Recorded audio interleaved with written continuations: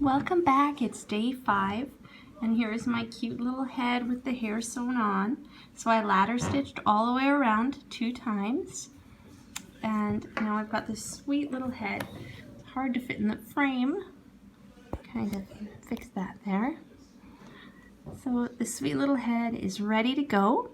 So today what we are going to do is attach it to our body, and in order to do this, like in the tutorial, you're going to want to use a pencil to mark just behind the seam line right here, and using your awl and your chopstick you're going to poke through and make a hole for your joint. So I've already done that just to speed up this video a little bit. So what you're going to do now is we're going to put the joint in. So I like to put my thumb in first and then push the joint against my thumb. Sorry, this might not be able to be on camera, this part. I'm just pushing the joint in. If you find that the joint is not going in with ease, you can try and stretch it a little bit more.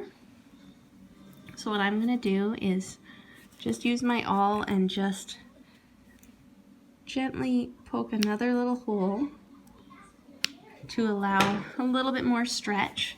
The 45mm joint for the head is quite large, and I find that the smaller they are, the easier it is. However, this guy's big. There we go. Sorry about that. So you'll see that I fit that right in there. Now in the tutorial it shows me now doing a running stitch on the inside to secure the joint. Sorry, you can hear Beauty and the Beast in the background. I had to distract my toddler.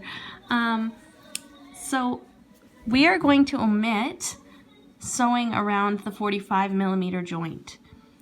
If it was a smaller doll, so if I was using a 30mm joint or even 35mm, I would do the running stitch, but this joint is not going to pull out. I have it in the tutorial just as security because I was worried people would get used to omitting that step, and then using a smaller joint would then continue to omit it and the head would just pop right off. So what I've got here is my joints. I've got one flat joint that's quite large, and then the 45mm locking joint looks different. It's like a little spaceship. So what we're going to do is place the flat washer inside the neck over top of our joint, and holding it in place, making sure there's no skin, if possible, trapped. We'll then take our locking washer and we will gently push it down just once or twice, just to make it so that it is secure on. At this point, we'll make sure that the head is properly positioned, that none of the body is caught up in the joint. And then once you're sure that there's no issues, you can lock that joint down. So at this point, I'm going to even put it against my knee and try and lock it down even further. It sounds like that's as far as it's going to go. So my little joint is on nice and tight, and you can see this head size is a great size I did on this one.